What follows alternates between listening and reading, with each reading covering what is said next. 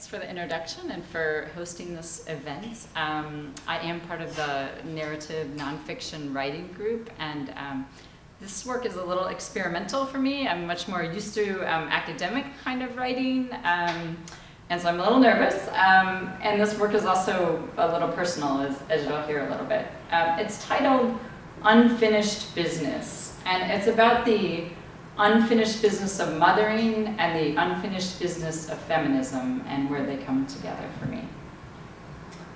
Lily is dancing. Dinner is over, and her father and I sink into the faded, soft, velvet purple sofa that we have affectionately named Barney, after the giant PBS singing, dancing dinosaur. Loved by children, but conjured up in Dante's Ninth Ring of Hell for parents. We sit and watch Lily. We're weary but transfixed. She's dressed in jeans, her favorite kitty cat t-shirt, and mismatched red socks. She knows no weariness. Her dance is energetic and original, if lacking in grace. Imagine a Pinocchio-like figure performing a freestyling combination of Irish step dance and hip-hop, for which she's not been trained. Then throw in a smattering of 6-year-old jumping, twirling, and tumbling. Her dad chants, "Go Lily, go Lily," and thumps out a rhythm with his hands. Lily's little brothers dance around her, displaying their own slick moves, donkey kicks learned in preschool gymnastics, and precarious leaps off the staircase. But they're the backup dancers, really. It's Lily who's center stage, the way she likes to be. Her eyes are lit up, her cheeks are flushed pink, the tiny red tumor on the bridge of her nose is deepening to a crimson red, as she crinkles her nose, laughs and spins, breathless. As I watch, my skin tingles, my heart races and swells before receding and melting into a hardened lump in my abdomen. This daughter, this beautiful, fearless girl of mine, is so in her body, without shame or concern. The knot in my stomach is bound up with the joy of the moment, with pride, hope, and fear. My maternal bride, I recognize, is premature. She's only 6, and surely the 6-year-old girl of any half-baked mother should be comfortable in her body. Yet, as a mother feminist, I've observed with awe the narrow claims made on and for young girls. Some seem innocent, some misogynist. She must love pink and princesses, suggests yet another mother friend until I feel like vomiting. I prefer Barbara Ehrenreich's fantasy about princess costumes, which involves a giant pyre and parents with pitchforks. But more bristling than these parental comments are the companies that encourage these gendered and sexualized desires. High-heeled shoes are now available for infant girls, as are tramped-out bumblebee and witch costumes for 2-year-olds, complete with bustiers and fishnets. So the talons of the contemporary feminist bargain dig in early childhood. Girls who may have future freedoms, achievements, and rights that previous generations were denied are dressed as spectacles to be consumed. As a parent, I understand the non-creepy parts of this. It's so pleasing to have my perfect bundle of joy admired as the most perfect creature on earth. Yet it seems to me particularly pernicious that as a young child is growing, exploring the boundaries of what is possible and interesting to her, of what her body, however formed, whatever color, whatever shape, might enjoy, that her attention must be directed elsewhere. That she might be concerned not with how the sun feels on her cheeks, or how the metal monkey bars roll smooth and cold on her hands, or how her tummy flutters when she's trying something new, or the way her arms float almost weightlessly when she dances to her own rhythm. Instead, young girls like Lily are asked to turn their gaze outward, to consider how it is that other people view their body. Social scientists have noted that girls play in more restrictive ways when they're wearing dresses, tights, impractical shoes, and frilly outfits. They cannot run, jump, and explore in whatever way they please. They spend lots of time attuned to and rearranging themselves. Well, some argue that dress-up and princess allow girls to fantasize about power through role play, but actual detailed observations of preschoolers show that because of these confinements, girls actually use less movements and take up less space with their bodies, rather than becoming masters of their environments. Barbara Ehrenreich, again, describes how a girl in princess attire may even subconsciously act out sexually, a reflection of what she's learned. In faithful imitation, the 3-year-old in my life flounces around with her tiara askew and her princess gown sliding off her shoulder. Then she demands a poison apple and falls to the floor in a beautiful swoon. This issue of how girls play, move, and are internally attuned to their bodies is no small matter, as feminists, neuroscientists, and mind-body scholars have shown.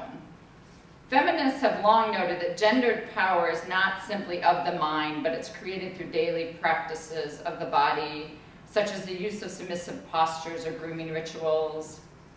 Development psychologists remind us that the movement of the body as a child matures is essential for the optimal development of memory, language, and learning. And even popular writer David Brooks suggests that our everyday actions are driven not so much by old-fashioned rational thinking, but by emotion signaled through the body. In this way, princess play seems not so innocent. Young girls restrict their bodies as they dress up for the attention of peers and adults, and they may even act out in these sexualized ways. As temporary or occasional experience, it may not be so problematic, but cumulatively, these experiences train girls to be concerned with how others perceive them.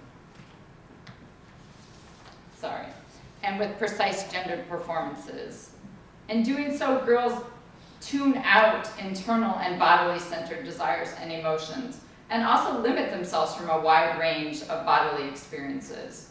In a recent study, teenage girls responded, "I look hot," when asked about their sexual feelings, unable to distinguish their own feelings from perceptions about how they appear to others. And sadly, extensive studies by the American Psychological Association found that girls learn to treat themselves as objects, to be looked at and evaluated for their appearance. In her book, Enlightened Sexism, media scholar Susan Douglas details the contemporary feminist bargain for women. We can play at sports, excel at school, go to college, aspire to and get jobs previously reserved for men, be working mothers and so forth, but in exchange, we must obsess about our faces, weight, breast size, clothing brands, decorating, perfectly calibrated child rearing, and about pleasing men and being envied by other women. So then again, maybe this plain princess is Pee-wee training camp in the contemporary feminist bargain. And long-term, these beauty and pleasing obsessions may be eroding the early gains of feminism when so much inequality and violence persists. That's why, when I look upon my dancing daughter, with profound love and hope, feminism's unfinished business sidles up and sits like a stone on my heart. I try my best to shield my children from these gendered and hypersex stereotypes through a potpourri of strategies. For example, we only have one mirror in our house and you have to stand on the toilet to see it. But these weird to some, middle ground and conventional to other strategies seem to be a shoddy buffer. Last week, an advertisement from a teen fashion magazine caught my 3-year-old son's eye. The magazine, by the way, was exactly eye level for a preschooler in the checkout line at Target. Emmett: "Mama, why is that man holding that big thing over his head? Because he's so strong?" Me, snagging it away and stammering, I don't know, it seems kind of weird, huh? "Why is the girl not holding it? Because she's not strong?" In the face of such images, how do I explain to my son that nothing is natural about a simpering, made-up, scantily clad woman lying at the foot of a muscular man holding a gigantic phallic tube of lipstick? And Lily, while she brims with confidence now, I fear it's tenuous. Navigating the feminist bargain for most of us involves some complicity and ambiguity. It seems a Herculean feat to inoculate oneself and one's children against the social pressures surrounding gender, beauty, and bodies. And since personally I'd rather slit my throat than homeschool my children, more power to those who have the energy, my children must sink or swim in the social world of school.